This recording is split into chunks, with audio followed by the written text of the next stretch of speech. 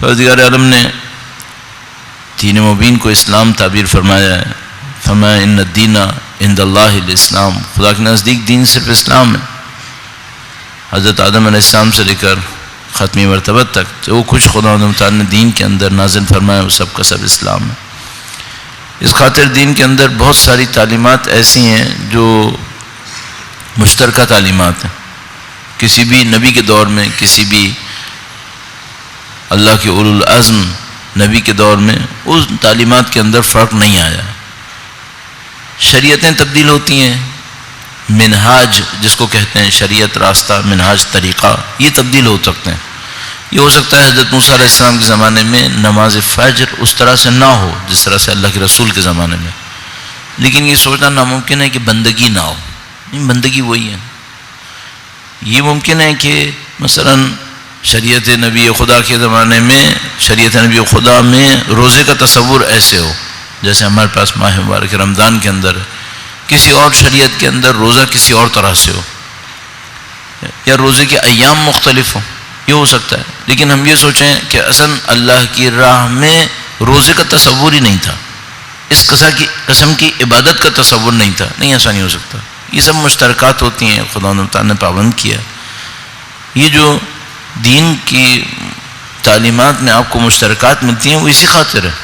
آپ مثلا کسی ایسے اہل آخرت عیسائی سے ملیں، اہل آخرت حتیٰ یہودی سے ملیں، اہل آخرت مختلف ادیان کے لوگوں سے ملیں، آپ کو لگے گا جیسے لغت ایک ہی ہے، ایک ہی جیسی باتیں کرنے لگتے ہیں. صرف مشکل یہ ہے کہ آپ ان کے بھی اہل آخرت تک پہنچیں اور اپنے بھی اہل آخرت تک پہنچیں. ان کے اندر بھی اہل دنیا موجود ہیں، ہمارے اندر بھی اہل دنیا موجود ہیں. آپ ممکن ہے کوئی یہ کہے کہ میں مثلا فلاں دین کے عالم سے ملا، وہ اہل دنیا تھا. بھئی اس طرح تو دین اسلام کے اندر پتہ نہیں کتنے علماء ہیں جو اہل دنیا ہیں، بظاہر علماء ہیں. آپ اہل آخرت سے ملیں. اپنی زندگی کے اندر بھی حتی الامکان کوشش کریں، چاہے وہ آپ کے مکتب فکر سے ہے، چاہے وہ آپ کے مکتب فکر کے باہر ہے، چاہے وہ آپ کے مذہب کے اندر ہے، چاہے آپ کے مذہب کے باہر ہے، چاہے دین کے اندر ہے، چاہے دین کے کسی اور دین کا ماننے والا ہے، کوشش کریں اہل آخرت تک پہنچ جائیں. ان اہل آخرت کے اندر بھلائی کا بہت امکان ہے. لہذا مثلا کیوں ایسا ہوتا ہے، ہم بعض اوقات کچھ جگہوں کے اوپر جاتے ہیں، مثلا دیکھتے ہیں ہے دینی عبادت گاہ لیکن دین کا کوئی اثر نہیں ہے، وہاں پہ رمق بھی نہیں ہے، کوئی نشان نہیں ہے، کوئی تاثر نہیں ہے. آپ جاتے ہیں وہاں پہ دیکھتے نہیں، روح کے عنوان سے کچھ سمجھ بھی نہیں آ رہا کیا ہوا یہاں پہ. پھر بعض اوقات کسی اور جگہ کے اوپر جاتے ہیں جو بظاہر دینی جگہ بھی نہیں ہے، لیکن آپ جا کے احساس کرتے نہیں کچھ ہے یہاں پہ، مثلا واقعاً پاکیزگی نظر آتی ہے. اب شاید کہنا شاید اس کو اچھا نہ ہو، لیکن مثلا واضح طور پہ ہم دین عیسائیت کے اندر بعض شخصیتوں کے اندر پاکیزگی دیکھتے ہیں، واقعاً پاکیزگی ہے. اب یہ کہ وہ شخصیتیں تھیں جو مثلا ختم مرتبت کی تشریف آوری سے پہلے دین عیسائیت پہ تھے، تو قطعاً پھر تو امکان ہے کہ پاکیزہ ہوں، اولیاء الہی میں سے ہوں. کیا حضرت عیسیٰ علیہ السلام کی شریعت میں اولیاء الہی نہیں آئے تھے؟ کیا بڑے بڑے اولیاء ہیں ان کی شریعت کے اندر.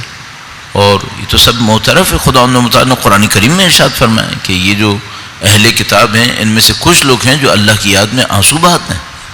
خدا نے قدر کی اس کی، خدا نے ان کا حساب کتاب جدا رکھا ہے. وہ آنسو بہانے والے کہاں ہیں پھر؟ شاید پتہ بھی نہیں چلا ہو کہ بھئی کہاں گئے. تو ہمیں اپنی زندگی میں کوشش کرنی پڑے گی کہ اس بنیادی طور پر اہل آخرت تک پہنچیں، اہل آخرت کے ساتھ توسل کریں، ان کے ساتھ ملیں جنہیں. توسل کا مطلب ملنا ملانا، رابطہ کرنا، اور اس کے نتیجے میں ایک ماحول بنتا ہے، ایک نظام بنتا ہے جو انسان کے ذہن کے اوپر اثر ڈالتا ہے. کیوں خدا نے مثلا اپنے دین کے اندر اس بات کو برا قرار دیا ہے کہ لوگ اہل دنیا کے ساتھ بیٹھیں؟ مثلا روایت کے اندر موجود ہے، اس کو مجالسہ تعبیر کرتے ہیں. مجالسہ اٹھنا بیٹھنا، جلوس برخاست یعنی بیٹھنا اٹھنا. فرمایا مجالسہ تو اہل الہوا، جو ہوا و ہوس کے لوگ ہوتے ہیں، ان کے ساتھ بیٹھنے سے تمیت القلب، قلب مر جاتا ہے. اچھا، اب قلب اگر ہم نے کچھ 10 دنوں کے اندر جو کچھ کام کیے ہوں ان میں سے ایک کام یہ ہونا چاہیے کہ ہم یہ سمجھ میں آ گیا ہو قلب کسے کہتے ہیں. قلب عرض ہوا تھا یہ وہ عقل عملی ہے کہ جو اپنی پاکیزگی کو حاصل کرتی ہے عمل کے ذریعے سے. ایک عقل نظری تھی، تھیوریٹیکل عقل ہے جس کا کام پڑھنا، پڑھانا، لکھنا، لکھانا، سننا، سنانا. ایک پریکٹیکل عقل ہے. یہ پریکٹیکل عقل عمل کے نتیجے میں پاکیزگی حاصل کرتا ہے. یہ جو پریکٹیکل عقل ہے اس کو روایات قلب تعبیر کرتی ہیں. اس قلب کے دو فنکشن ہیں. ایک فنکشن تو یہ کہ یہ عمل کرتا ہے.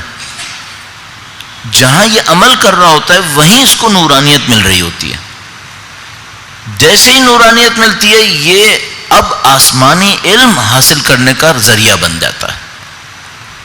یہ اگر 2-3 جملے آپ نے اپنے ذہن کے اندر بٹھا لیے اور اس کے اوپر کام کر لیا، میرے خیال میں یہاں پہ کی ہے ایک. میں اس کو دوبارہ آپ کی خدمت میں عرض کرنے کی کوشش کرتا ہوں. درود بھیجے گا محمد و آل محمد. اللہم صلی علی محمد و آل محمد وعجل فرج. ایک عقل ہے جس کا کام سیکھنا سکھانا ہے، پڑھنا پڑھانا ہے. اس کو نظری عقل کہتے ہیں، تھیوریٹیکل عقل. اس کو علیحدہ کر دیجیے. یہ ضروری ہے. یہ جو ہم اور آپ کر رہے ہیں ایک طریقے سے عقل نظری ہے، سیکھنا سکھانا، پڑھنا پڑھانا. جب انسان بنیادی طور پہ تھوڑا بہت سیکھ لیتا ہے، پڑھ لیتا ہے، سمجھ لیتا ہے، اب اس کے اندر ایک گراؤنڈ بنتا ہے. کس بات کا گراؤنڈ بنتا ہے؟ کام کرنے کا. یہ جو کام کرنا شروع کرتا ہے اس کو ہم کہتے ہیں عقل عملی، پریکٹیکل عقل. اچھا، یہ جو عقل عملی ہے اس کا لفظ ایک طرف سے عقل ہے، اس کا مطلب ہے یہ فیصلے کرے. دوسری طرف سے عملی ہے، عمل کرے. عقل عملی فیصلے کرتی ہے عمل کے لیے، لیکن اس کے بعد ایک نئی داستان شروع ہو جاتی ہے. یہ کہانی کا جو دوسرا رخ ہے یہ ہماری نظروں سے چھپا ہوا ہے. وہ کیا ہے؟ میری جیسے کی نظروں سے کہہ لیجیے. وہ یہ ہے کہ جب یہ عقل عملی اپنا کام شروع کرتی ہے تو پھر اس کے اندر ایک نورانیت آتی ہے خالص عمل کے نتیجے میں. مثلا اس نے پرخلوص وضو کیا، پرخلوص نماز پڑھی. یہ عقل نے فیصلہ کیا پرخلوص نماز پڑھے، پرخلوص عبادت کرے. یہ جو اس نے کام کیا اس کے نتیجے میں ایک نورانیت آتی ہے. جیسے ہی نورانیت آنا شروع ہوتی ہے یہ عقل عملی ایک نیا عنوان لیتی ہے. یہ عنوان کیا ہے؟ یہ عنوان ہے قلب. اسی عقل عملی کو جس نے فیصلہ کیا تھا کہ مجھے عبادت کرنی ہے، اب ہم ایک نیا عنوان دیتے ہیں. یہ سمجھ لیجیے سائملٹینیس عنوان ہوتا ہے قلب. اچھا، اب یہ جو قلب ہوتا ہے یہ کیا کرتا ہے؟ یہ جیسے جیسے عمل کرتا رہتا ہے اس کی نورانیت بڑھتی رہتی. نورانیت بڑھنے کا مطلب کیا ہے؟ نورانیت کا مطلب یہ ہے کہ اب اس کو کوئی ایسا علم ملتا ہے، اس کو کچھ ایسی فیورز ملنے لگتی ہیں جو پڑھنے پڑھانے سے نہیں آنی تھیں، یہ کرنے سے آئی ہیں. اگر آپ ایک لفظ استعمال فرماتے ہیں میں اور آپ، توفیق. شاید توفیق یہاں پر ہے. توفیق یہاں پر کہ مثلا میں نے ایک کام کیا اپنی والدہ کے لیے، اپنے والدین کے لیے، بھائیوں کے لیے، مثلا انسانوں کے لیے. یہ عقل عملی نے کام کیا، پرخلوص کام ہو گیا. پرخلوص کام ہو گیا، اس قلب کے اوپر نورانیت آئی. یہ جو نورانیت آئی اس نورانیت نے مجھے ایک اور توفیق دے دی، ایک نیا چیپٹر کھول دیا میرے لیے. یا مثلا کیا ہوا؟ ایک نیا علم مل گیا. اچھا، یہ علم پڑھنے پڑھانے سے آیا ہے؟ نہیں، یہ کرنے کے نتیجے میں آیا ہے. کرنے کے نتیجے میں آیا. وہ جو ہمارے پاس روایات ہیں کہ جو جانتے ہو اس پر عمل کرو، جو نہیں جانتے وہ خدا سکھا دے گا. کون سی عقل کو سکھائے گا؟ نظری کو یا عملی کو؟ عملی کو. خدا اس کو سکھاتا ہے، اس کا نام ہے قلب. خدا اس کو سکھانا شروع کر دیتا ہے. اگر خدا کی طرف سے عقل عملی یا قلب کے اوپر نورانیت علم کی صورت میں آنا شروع ہو جائے، سمجھ لیجیے کام آسان ہو گیا. فَسَنُيَسِّرُهُ لِلْيُسْرَى. کام آسان ہو گیا. اب آگے کا راستہ بالکل کلیئر. مَن يَهْدِ اللَّهُ فَهُوَ الْمُهْتَدِ. جس کو خدا ہدایت دے وہ ہدایت پا گیا. یہ کون سی ہدایت ہے بھئی؟ جس کو خدا ہدایت دے وہ ہدایت پا گیا. تو خدا تو اپنے نفس کے ذریعے سے سب کو ہدایت دیتا ہے. نہیں، یہ وہ ہدایت نہیں ہے. یہ وہ والی ہدایت ہے جو عقل عملی کے کام کے نتیجے میں خدا دیتا ہے. یہ والی ہدایت اگر خدا کی طرف سے کسی کے قلب کے اوپر نازل ہونا شروع ہو جائے اس میں پھر گمراہی کا کوئی امکان نہیں رہے گا پھر. لیکن یہ ہدایت قصد نہیں ہے، یہ انعام ہے. پھر یہ آپ پڑھنے سے قصد نہیں کر سکتے، یہ آپ کو انعام میں لینی پڑے گی خدا نے متعال سے. تو نظام یہ نظام ہے. اچھا اب دیکھیے یہ کتنا، اس نظام کو اگر آپ نے اور میں نے جان لیا، سمجھ لیا، دل میں آ گیا، تو پھر ایک سوال ہے جو لوگ کرتے ہیں، انہوں نے اتنا پڑھا ہے، ان کو نہیں پتا کہ یہ کرنا چاہیے. اصل سوال غلط ہے.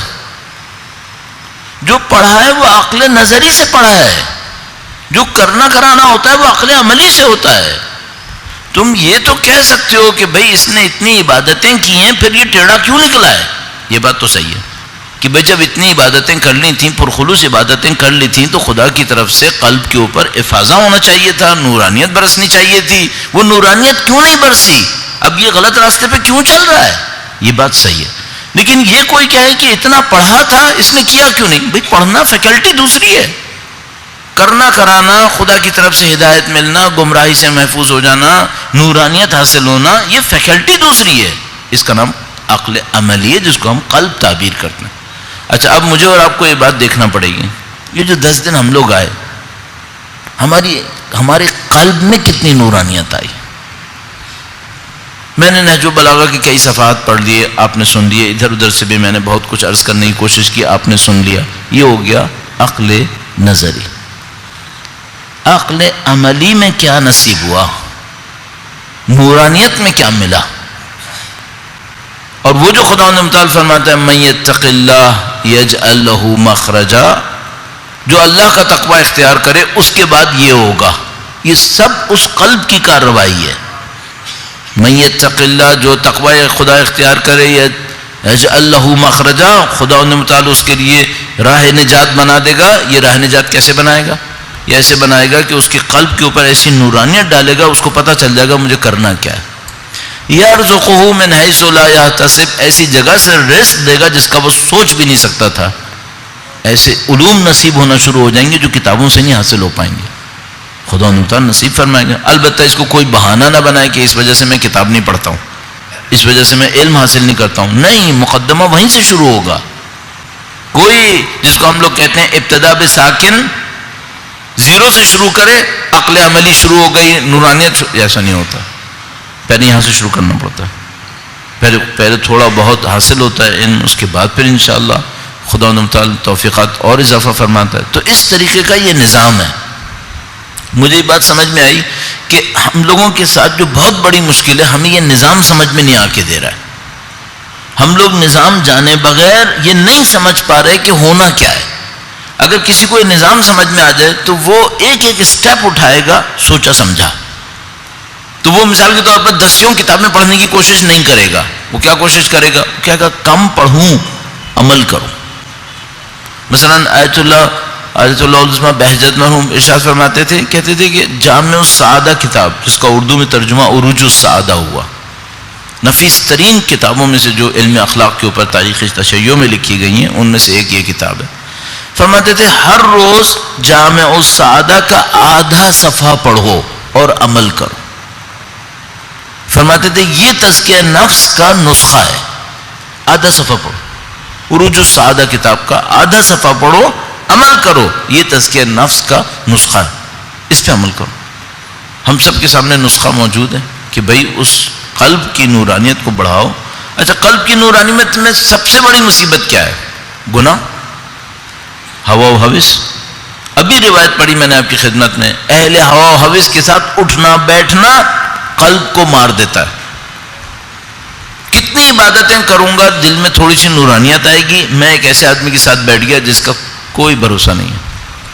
دنیا کے لیے زندہ ہے، دنیا کے لیے جیتا ہے، دنیا کے لیے سوچتا ہے، دنیا کے لیے کرتا ہے. میں اس کے ساتھ بیٹھا، تھوڑی دیر بیٹھا، وہ جس کو کہتے ہیں خربوزے کو دیکھ کے خربوزہ رنگ پکڑتا ہے. میرے دماغ میں بھی دنیا کی طرف توجہات آنا شروع ہو گئیں. پتہ نہیں میں نے کتنی نورانیت حاصل کی تھی، کتنی محنت کر کے یہ سب برباد کیا میں نے.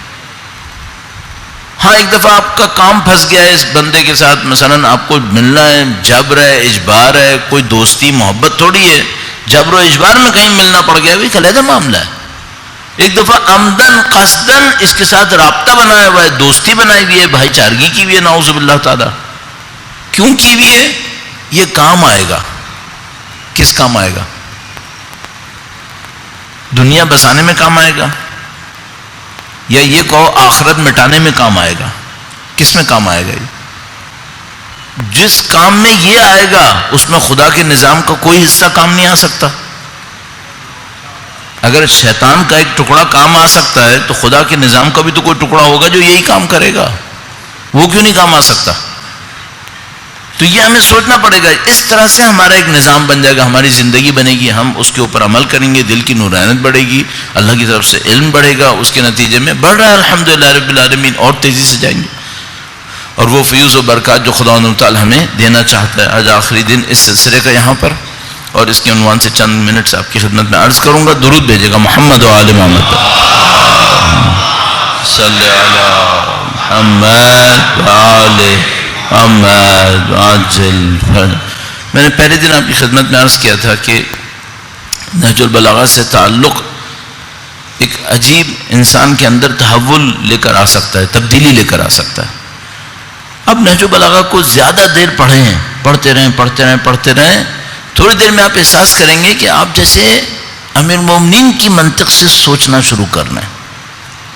مثلا امام نے فرمایا تم نے کیوں قناعت کی عزت کو ترک کیا؟ اگر آپ نے یہ جملہ کئی دفعہ پڑھ لیا آپ کو سمجھ میں آ جائے گا قناعت میں کون سی عزت ہے. کچھ منطق وہ ہونے لگتی ہے. اس اعتبار سے میں نے آپ کی خدمت میں پہلے بھی عرض کیا تھا، میرے لیے تو یہ اپنی زندگی کے بہت تاریخی دن بن جاتے ہیں کہ جو میں نہج البلاغہ کے اوپر چند منٹ سے صحیح کام کروں اور مجھے اس عظیم الشان کتاب کے ساتھ اٹھنے بیٹھنے کا موقع مل جائے. کوشش کریں زندگی کا حصہ بن جائے کسی طریقے سے. نہج البلاغہ سے، قرآن کریم سے ہمارا کوئی رابطہ، مستقل رابطہ چلتا رہے.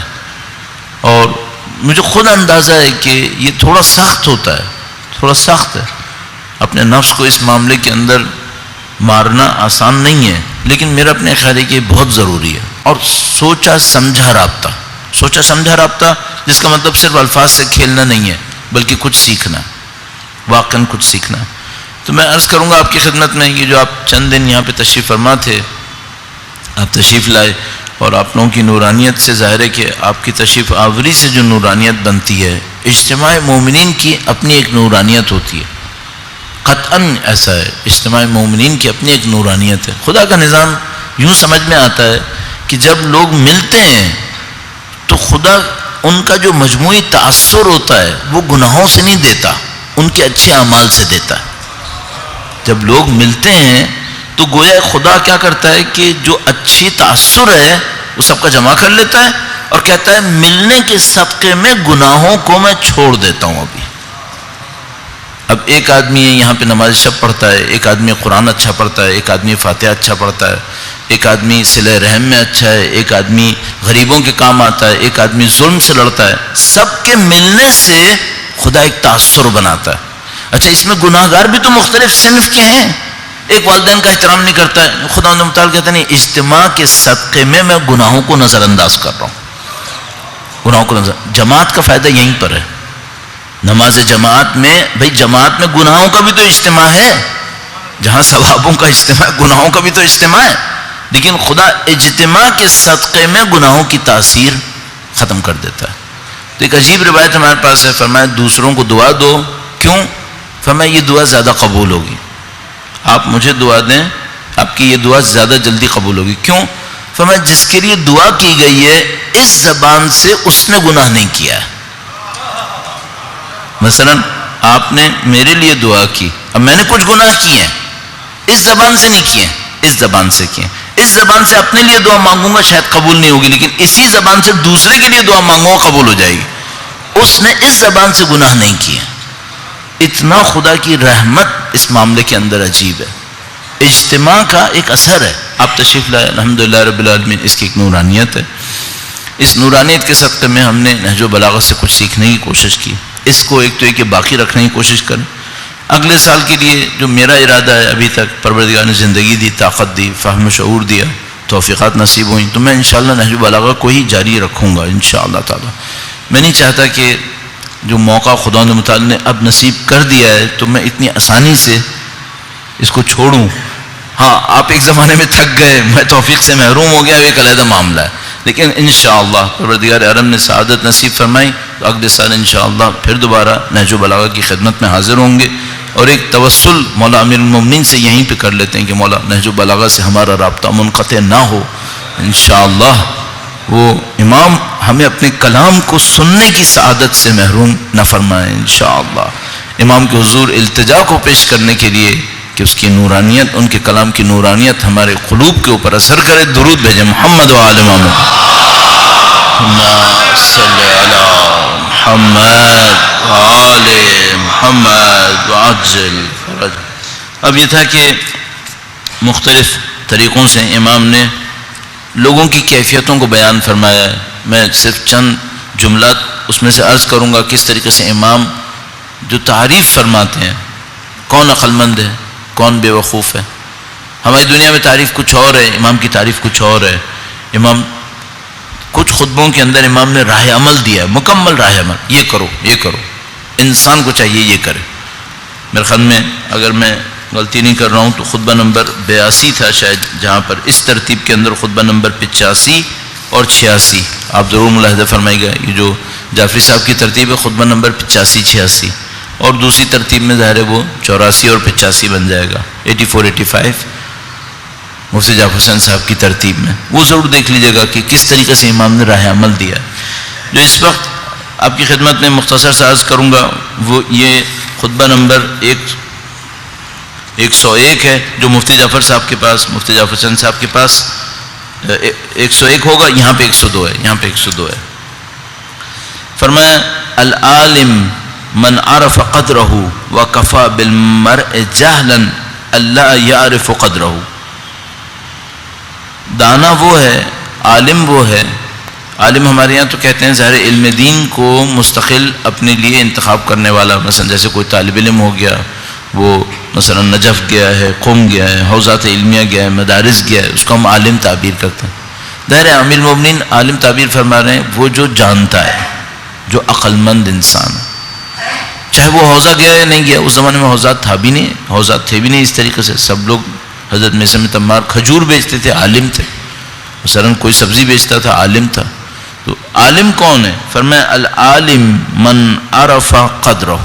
عالم وہ ہے جو اپنی قدر و قیمت جانتا ہو. صحیح، کیا مطلب قدر و قیمت جانتا ہو؟ مسئلہ یہ ہے کہ اگر میں اپنے نفس کو دنیا کے اوپر بیچوں تو میں نے اپنی قیمت کتنی لگائی؟ دنیا. فرمایا یہ اپنی قدر و قیمت سے جاہل ہے. عالم وہ نہیں ہے جس کے پاس علم کا انبار ہے، علم کا ڈھیر ہے. جو میں نے عرض کیا وہ یا تو میوزیم ہے یا وہ بینک ہے. عالم وہ ہے جو اپنی قدر جانتا ہے. قدر جانتا ہے کیا مطلب؟ وہ جانتا ہے مجھے اس گناہ کے اوپر اپنے آپ کو ذلیل نہیں کرنا ہے. میری قیمت خدا کی محبت ہے، خدا نے متعال کی نظر لطف ہے، آخرت کے مقامات ہیں، میں کیوں اس کے اوپر اپنے آپ کو ختم کروں؟ العالم من عرف قدرہ. عالم وہ ہے کہ جو اپنی حقیقت اور حیثیت پہچانتا ہے. اور جہالت کے لیے اتنا ہی کافی ہے کہ انسان اپنی قیمت نہ جانتا ہو، نہ سمجھے کہ مجھے کیوں خلق کیا ہے، نہ سمجھے کہ مجھے کس طرف چلنا ہے. اب اگلے جملے کی خاطر میں نے آپ کی خدمت میں عرض کیا وَإِنَّ مِنْ أَبْغَضِ الرِّجَالِ إِلَى اللَّهِ تَعَالَى. اللہ کے نزدیک مبغوض ترین شخص، یعنی جس سے خدا کا سمجھ لیجیے کوئی تعلق نہیں ہے، خدا کہتا ہے اس کو چھوڑ دو، اس کا معاملہ ہم سے ختم. اور جیسے کہ روایت میں فرمایا خدا کبھی بھی ہمیں ہمارے حال پر نہ چھوڑ، اپنی نظر لطف سے محروم نہ فرما. امیر مومنین فرمانے ابغض الرجال کون ہے؟ وَإِنَّ مِنْ أَبْغَضِ الرِّجَالِ إِلَى اللَّهِ تَعَالَى لَعَبْدًا وَكَلَهُ اللَّهُ إِلَى نَفْسِهِ جَائِرًا عَنْ قَصْدِ السَّبِيلِ سَائِرًا بِلَا دَلِيلٍ. بدترین شخص وہ ہے جس کو خدا نے اس کے حال پہ چھوڑ دیا ہے. یہ کیا کرتا ہے؟ جائرن عن قصد السبیل. ترجمے میں فرمایا خدا نے اسے اس کی حالت پر چھوڑ دیا ہے، وہ راہ راست سے منحرف ہو کر کسی دلیل اور کسی رہبر کے بغیر چل کھڑا ہوا ہے. کیا مطلب؟ آپ کچھ لوگوں سے پوچھیں یہ تم اپنی زندگی میں کیا کر رہے ہو؟ بس یوں ہی، بس یوں ہی. کیا مطلب؟ اس کا مطلب بہت خطرناک ہے. میں نے اپنی زندگی کے فیصلے کسی دلیل پہ نہیں کیے، یوں ہی چل رہا ہے معاملہ. امام فرما رہے مبغوض رجال، مبغوض ترین انسان یہی ہے. کیوں یوں ہی چل رہا ہے؟ تم کیا کر رہے ہو؟ بھائی جو سب کر رہے تھے میں نے بھی کر لیا. یہ دلیل ہے؟ اب اب آپ تصور فرمائیے جو معاشرے برے بنتے ہیں ظالموں کی وجہ سے نہیں بنتے، وہ چند فیصد ہوتے ہیں، ان کی وجہ سے بنتے ہیں جنہوں نے بلا دلیل ظلم کو قبول کر لیا، بلا دلیل زندگی گزار دی. بھئی تم نے یہ کیوں کیا؟ سب کر رہے تھے، یوں ہی کر لیا. میں نے زیادہ سوچا نہیں تھا اس پہ. کیوں نہیں سوچا؟ امام فرمانے تم بدترین شخص بن گئے. دیکھیے ترجمہ بھی آپ کی خدمت میں اسی لیے عرض کروں، خدا کے نزدیک مبغوض ترین شخص. اب امیر المومنین فرمانے مبغوض، کچھ بچا ہے پھر؟ اس کو خدا پسند نہیں کرتا، کسی طرح پسند نہیں کر رہا. کون ہے وہ؟ خدا کے نزدیک مبغوض ترین شخص وہ ہے کہ خدا نے اسے اس کی حالت پر چھوڑ دیا، وہ راہ راست سے منحرف ہو کر کسی دلیل کے بغیر چل کھڑا ہوا. آگے کیا ہوگا؟ ان دعیا الی حرث الدنیا عمل، اگر دنیا کے لیے بلایا جاتا ہے عمل کرتا ہے. وَإِن دُعِيَ إِلَى حَرْثِ الْآخِرَةِ كَسِلْ، حرث کہتے ہیں کھیتی کو، کھیتی کو، زراعت کو کہتے ہیں حرث. اگر اسے کہا جاتا ہے دنیا کی کھیتی ہے، یہاں آؤ میرے ساتھ بزنس کریں گے، پیسہ کمائیں گے، تمہاری شہوتوں کو پورا کریں گے، بھاگا بھاگا آئے گا. وَإِن دُعِيَ إِلَى حَرْثِ الْآخِرَةِ كَسِلْ، اور جیسے ہی اس کو کہا جائے یہ کام کرو اللہ کی راہ میں بڑھیں گے، یہ کسل ہے، سست پڑ گیا. انکار نہیں کر رہا ہے، امام فرما رہے ہیں سست پڑ جاتا ہے، طاقت ہی نہیں ہے اس کے اندر، عمل ہی نہیں ہے کوئی. یہ مبغوض ہے، اللہ نے اس کو اس کے حال پہ چھوڑ دیا ہے. ان دعیا الی حرث الدنیا تھے عمل، اگر دنیا کی کھیتی کے لیے بلایا جاتا ہے بھاگا بھاگا آتا ہے. وَإِن دُعِيَ إِلَى حَرْثِ الْآخِرَةِ كَسِلْ، آخرت کی بات ہوتی ہے سست پڑ جاتا ہے، کاہل ہو جاتا ہے. كَأَنَّمَا عَمِلَ لَهُ وَاجِبٌ عَلَيْهِ، گویا دنیا کے جو کام یہ انجام دے رہا ہے وہ تو اس پر واجب ہے، اور آخرت کے جن کاموں میں سستی کر رہا ہے وہ اس سے ساقط ہیں. تو تم پہ دنیا پہ واجب نہیں تھی، تم پہ آخرت واجب تھی. آخرت کے لیے تم میں سستی کیوں ہے؟ دنیا میں اتنی چستی کیوں ہے؟ دنیا کو بھی تمہیں آخرت کے لیے کرنا تھا. اچھا، میں اب جو بعض اوقات سوچتا ہوں، مثلا اگر میں گفتگو کرتے ہوئے آپ سے کہوں نا یہ تو دنیا کا سب سے برا کام ہے، آپ کے پاس بہت مارجن ہے. آپ کہیں مثلا مولانا نے ایسے ہی کہہ دیا دنیا کا سب سے گندا کام ہے، ٹھیک ہے، شاید سب سے گندا نہیں ہوگا، بیچ کا گندا ہوگا، تھوڑا گندا ہوگا، مولانا نے یوں ہی کہہ دیا، آپ کے پاس مارجن ہے. اگر امیر المومنین فرمائے کوئی مارجن ہے، 1% بھی نہ ہوتا تو کیوں کہتے؟ جو صیغہ استعمال فرمایا وہ میں عربی میں دیکھ رہا ہوں، وَإِنَّ مِنْ أَبْغَضِ الرِّجَالِ، سب سے زیادہ مبغوض اللہ کے غصے کا شکار شخص یہ ہے، اس پہ سب سے زیادہ خدا کا غصہ آیا ہے. کیوں آیا ہے؟ بلا دلیل زندگی گزار دی. زیادہ تر لوگ معاشرے میں کیسے ہیں؟ ایسے ہی ہیں. بھائی پوچھو تم نے یہ جو کیا، تم نے کوئی حق انتخاب استعمال کیا ہے؟ تم نے ایک چیز انتخاب کی ہے یہ کرنا ہے مجھے زندگی میں، کوئی دلیل نہیں، یوں ہی. امام فرماتے تم سب سے بدتر ہو. کیوں سب سے بدتر ہے یہ؟ کیوں؟ یہ سب سے آسان شکار ہے ظالموں کا، سب سے آسان شکار ہے گناہ گاروں کا. اس پاس کوئی دلیل ہی نہیں ہے. امام نے فرمایا کہ انسان 3 قسم کے ہیں: عالم ربانی، متعلم علی سبیل النجات، وہمج رعا. ایک وہ ہے جس کے پاس دانائی ہے. دانا کون تھا؟ من عرف قدرہ. ایک وہ ہے جس کے پاس دانائی ہے، اس دانائی کے نتیجے میں خدا نے اس کو ربانی بنا دیا. ربانی کیا بنا دیا؟ یہ اپنے رب کی طرف بڑھتا رہتا ہے، خود بھی رب کی طرف جاتا ہے، لوگوں کو بھی رب کی طرف لے کر جاتا ہے. یہ ہو گیا عالم ربانی. ضروری نہیں مولوی ہو، فرد عام فرد ہے لیکن ربانی ہے، سب کو رب کی طرف لے کے جا رہا ہے. یہ ہو گیا عالم ربانی. دوسرا کون ہے؟ متعلم علی سبیل النجات. اتنی ربوبیت اس کے اندر نہیں آئی ہے کہ سب کو رب کی طرف لے کر جائے، صرف ایک محنت کر رہا ہے، خود راستے پہ چل رہا ہے، دوسروں کو نہیں لے جا پا رہا، خود چل رہا ہے. چلو یہ بھی ایک اچھی کیٹیگری ہے، کم سے کم خود گمراہ تو نہیں ہو رہا، خود تو چل رہا ہے. تیسرا کون ہے؟ فرمایا تیسرا وہ ہے جو گھاس ہے، گھاس پھوس. اس گھاس پھوس کے ساتھ کیا مصیبت ہے؟ جہاں ہوا چلتی ہے یہ وہیں بہہ جاتا ہے. اس خطبے میں فرمایا یہ مبغوث ترین ہے. اب آپ مجھے تصور فرمائیے گا، ہمارے معاشرے کی یہی مشکل نہیں ہے کیا؟ حتیٰ آپ تصور فرمائیے اگر 15 سے 20% لوگ بھی کسی معاشرے میں اس مصیبت سے نکل آئے، ہمج الرعا سے نکل آئے، 15 سے 20%، وہ معاشرہ اصلاح ہو جائے گا.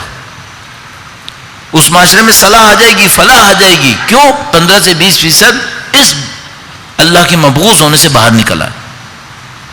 ہمیں اور آپ کو سب سے پہلا کام یہ کرنا ہے، ہم لوگ ہمج الرعا نہ بنے، دلیل سے کریں. جو کام کر رہے ہیں دلیل سے کریں. کیوں آپ نے یہ انتخاب کیا؟ کیوں آپ اس راستے کے اوپر چلے؟ کیوں آپ نے اس منزل کی طرف دیکھنے کی کوشش کی؟ دلیل ہونی چاہیے. کوئی بلا وجہ میں کوئی کام نہ کرے انسان. یہ میں نے آپ کی خدمت میں اس لیے عرض کیا، یہ بنیادی ترین مسئلہ ہے. امام نے اس کو مبغوث ترین کہا. مجھے یوں لگا جیسے اس میں ایک راز کھل رہا ہے ہمارے لیے. اب اس کو حل کیسے کر سکتے ہیں؟ اس کو حل کرنے کے لیے میں ایک عوامی طریقہ استعمال کرتا ہوں. کچھ تو علمی طریقے ہوتے ہیں نا، بہت ایکیڈیمکس ہوتے ہیں، انٹلیکچوئل لیول کے اوپر ہو رہے ہوتے ہیں. کچھ عوامی طریقے ہوتے ہیں.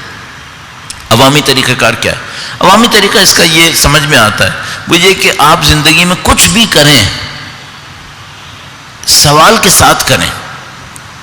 کچھ بھی کریں، کتنے بجے سونا ہے، کتنے بجے اٹھنا ہے، کیا پڑھنا ہے، کیا نہیں پڑھنا ہے، کیا دیکھنا ہے ٹی وی پہ، کیا نہیں دیکھنا ہے، اس بندے سے ملنا ہے، اس بندے سے نہیں ملنا ہے، یہ چیز خریدنی ہے، وہ چیز خریدنی ہے. کچھ بھی کریں زندگی میں ایک سوال کے ساتھ ہو. وہ سوال کیا ہو؟ اس کام کو خدا پسند کرے گا؟